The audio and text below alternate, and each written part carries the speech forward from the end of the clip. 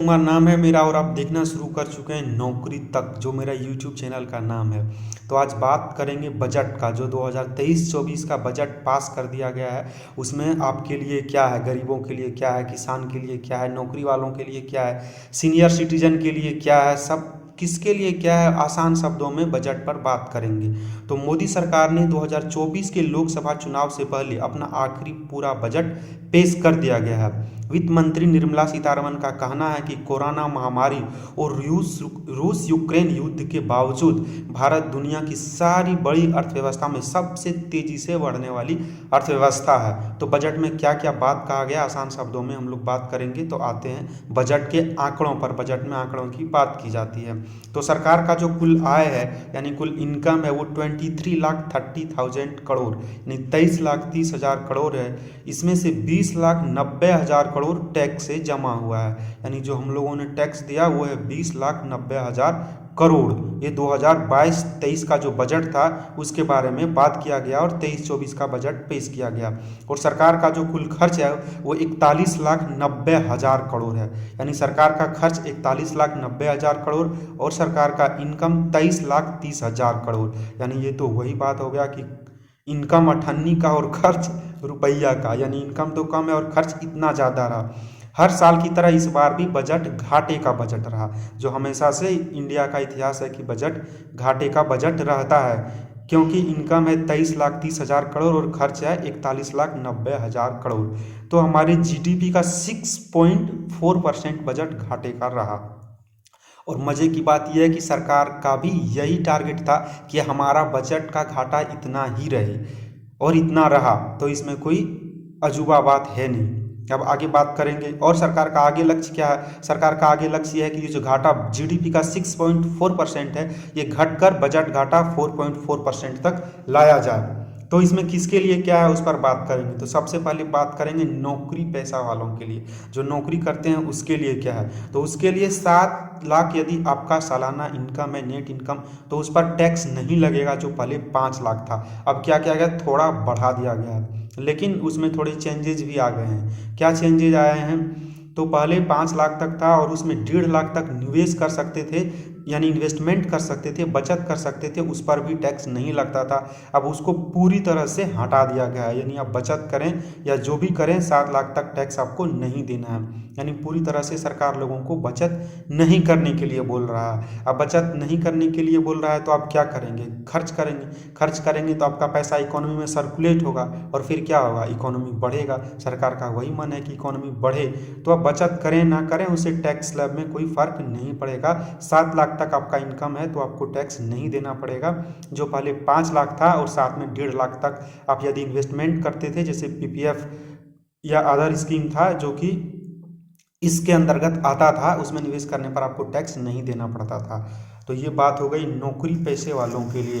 लेकिन भारत में लगभग 4% लोग ही टैक्स देने वाले हैं, तो 96% लोगों के लिए क्या है। तो इसलिए विपक्ष के लोगों ने कहा ये आम बजट है ही नहीं, ये तो खास बजट है। केवल 4% लोगों का बात किया गया है, जो नौकरी करते हैं, टैक्स जो वो देते हैं, तो उनके लिए फ़ायदे की बात है। तो ये खास बजट है, यानी खास लोगों के लिए है, आम बजट नहीं है। ये मैं नहीं, विपक्ष के नेताओं ने ऐसा कहा है, लेकिन ऐसा बात नहीं है, सभी के लिए कुछ न कुछ है। तो चलिए देखते हैं किसके लिए क्या है। तो किसानों के लिए क्या है, सबसे पहले किसान का बात करते हैं। हम क्या किए हैं, इसको 2-3 पेज में समराइज किए हैं, सब कुछ लिखे हैं, तो आपको बुलेट पॉइंट में मतलब मेन चीज़ 5 मिनट में सब क्लियर कर देंगे।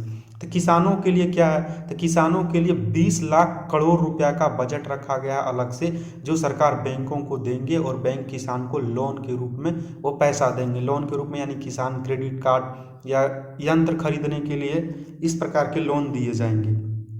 तो इससे क्या फ़ायदा होगा, इससे फ़ायदा ये होगा कि फसल का उत्पादन बढ़ेगा। खेती करना काफ़ी महंगा हो गया है, तो आपके पास पैसा नहीं रहेगा तो आप खेती अच्छे से नहीं कर सकते हैं, बढ़िया क्वालिटी का बीज नहीं बो सकते हैं, तो उसमें काफ़ी लागत हो गया। यदि आपको लोन मिलेगा, आपके साथ आपके पास पैसा आएगा, तो आप ज़्यादा अपना खेती में निवेश करेंगे, जिससे फसल का उत्पादन बढ़ेगा, और फसल का उत्पादन बढ़ेगा तो आपका इनकम बढ़ेगा। तो ये किसानों के इनकम बढ़ाने की बात की गई है यहाँ पर, और एग्रीकल्चर सेक्टर के लिए। और दूसरी बात ये की गई है कि एक एग्रीकल्चर एक्सेलरेटर फंड बनाने की बात की गई है। इसमें केवल बात की गई है, कोई फंड एलोकेट नहीं किया गया है कि एग्रीकल्चर एक्सेलरेटर फंड बनाने का ऐलान किया गया। इसमें क्या होगा, इसमें जो यूथ है, युवा है, उनको एग्रीकल्चर से रिलेटेड स्टार्टअप में प्रोत्साहन मिलेगा।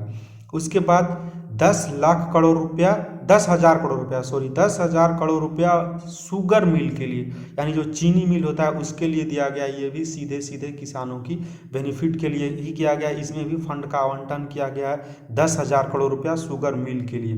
तो फिर आगे किसके लिए क्या है, ये तो किसान का बात हो गया। महिलाओं के लिए, महिलाओं के लिए पहली बार एक बचत स्कीम लाया गया है, यानी इन्वेस्टमेंट स्कीम। आप इन्वेस्ट करना चाहते हैं तो उस पर आपको इंटरेस्ट मिलेगा। माफ़ कीजिएगा, बाहर चले गए थे किसी काम से। तो फिर हम लोग शुरू करते हैं। महिलाओं के लिए पहली बार बचत स्कीम लाया गया, यानी महिला यदि इन्वेस्टमेंट करेंगे तो उनको 2 लाख तक इन्वेस्टमेंट करने पर 7.5% का इंटरेस्ट रेट मिलेगा, जो कोई ऐसा स्कीम महिलाओं के लिए नहीं था। तो ये लाया गया, ये केवल घोषणा किया गया। इसमें तो बजट से कोई फंड एलोकेट नहीं किया गया। महिलाओं के पास पैसा आएगा कहाँ से, वो बात नहीं की गई है। यानी बचत करेंगे तो उसको इंटरेस्ट मिलेगा 7.5%। ये काम बैंक का है, ये बैंक करेंगे। ये बजट में केवल ऐसा बात किया जाता है, काम तो ये बैंक का है, ये बैंक करेगा। यदि ये एक स्कीम लाया गया है, जो स्कीम का नाम है महिला सम्मान बचत पत्र। ये जस्ट लाइक पहले जो किसान विकास पत्र था, वैसा ही ये महिला सम्मान बचत पत्र है। इसमें महिला यदि 2 लाख तक निवेश करते हैं तो इनको 7.5% इंटरेस्ट रेट मिलेगा बैंकों की तरफ से। तो महिला की बात हो गई है, किसान की बात हो गई है। अब सीनियर सिटीजन, वरिष्ठ नागरिकों के लिए क्या है, तो वरिष्ठ नागरिकों के लिए जो सेविंग स्कीम था, आपको पता है या नहीं पता है तो जान लीजिए। 0.5% एक्स्ट्रा इंटरेस्ट रेट मिलता है सीनियर सिटीजन्स को, वरिष्ठ नागरिकों को। तो उनमें जो 15 लाख तक बचत का जो उनका सीमा था पहले, उसको बढ़ाकर 30 लाख कर दिया गया है। यानी ये भी केवल बात की गई है, इसमें बजट में कोई फंड एलोकेट नहीं किया गया है कि यहाँ वरिष्ठ नागरिकों को इतने पैसे देंगे तो वो इन्वेस्टमेंट करेंगे। ये काम भी बैंकों का करना है, ये काम बैंक करेगा। इससे बजट का कोई लेना देना नहीं है, लेकिन लुभावने वादे किए जाते हैं बजट में, तो ऐसे बताया गया है। तो जो 15 लाख तक वाले सीमा था उसको बढ़ाकर 30 लाख कर दिया गया, यानी वरिष्ठ नागरिक 30 लाख तक बचत कर पाएंगे। और उनको जो इंटरेस्ट रेट सामान्य लोगों के लिए है उससे 0.5% मिलेगा, जो पहले भी मिलते आ रहा है, हमेशा मिलते आ रहा है। ये सीनियर सिटीजन्स के लिए है। अब बात आते हैं गरीबों के लिए। गरीबों के लिए क्या है, तो गरीबों के लिए जो PM आवास योजना है, जिससे गरीबों को पक्का घर मिलता है, उसका फंड को 66% बढ़ा दिया गया है। यानी जो पहले 48,000 करोड़ था, अब 79,000 यानी 79,000 करोड़ कर दिया गया है। यानी सभी को पक्का घर मिलेगा। ऑलरेडी काफ़ी लोगों को मिल चुका है, जिनको नहीं मिला है उनको भी मिलेगा, क्योंकि उसमें फंड बढ़ाया गया है। तो ये गरीबों के लिए बहुत अच्छी बात है। ये बजट का हमको सबसे अच्छा पार्ट लगा कि जो फंड था PM आवास योजना के लिए 48,000 करोड़, उसको बढ़ाकर 79,000 कर दिया गया है।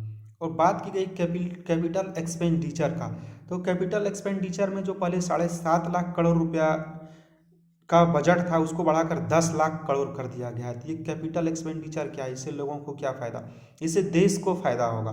कैपिटल एक्सपेंडिचर ये है कि सरकार उससे अपना पूंजी का निर्माण करता है, और सरकार उससे अपना पूंजी का निर्माण करेगा और फिर सरकार उससे इनकम करेगा। तो देखते हैं सरकार का पूरा इनकम जो टैक्स पर है आधारित है, कि यहाँ टैक्स से इनकम जो मिला वही मिला।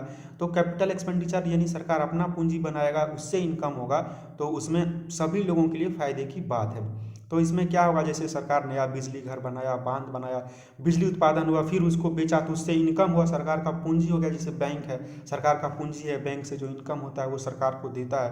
ये जितना ज़्यादा बजट रहेगा उतना कम टैक्स लगेगा लोगों पर, और लोगों पर कम टैक्स मिलेगा तो उसके पास ज़्यादा पैसा रहेगा। तो कैपिटल एक्सपेंडिचर जितना ज़्यादा बढ़ाया जाए उतना अच्छा, देश के अर्थव्यवस्था की सेहत के लिए अच्छा है। यानी सरकार अपना पूंजी का निर्माण करेगा और उसी से वो कमाएगा, टैक्स उतना ज़्यादा लेने का ज़रूरत नहीं पड़ेगा, जिसका कि काफ़ी कम है, लेकिन पहले से 33% बढ़ाया गया है। जो पहले 7.5 लाख करोड़ था उसको बढ़ाकर 10 लाख करोड़ किया गया है। रेलवे के लिए क्या है, तो रेलवे के लिए 2.40 लाख करोड़ का पूंजीगत आवंटन किया गया है। रेलवे भी भारत सरकार का कैपिटल एक्सपेंडिचर में ही आता है, उसमें भी भारत सरकार अपना निवेश करता है और फिर उससे कमाता है। तो उसमें 2.40 लाख करोड़ का पूंजीगत आवंटन किया गया है रेलवे के लिए।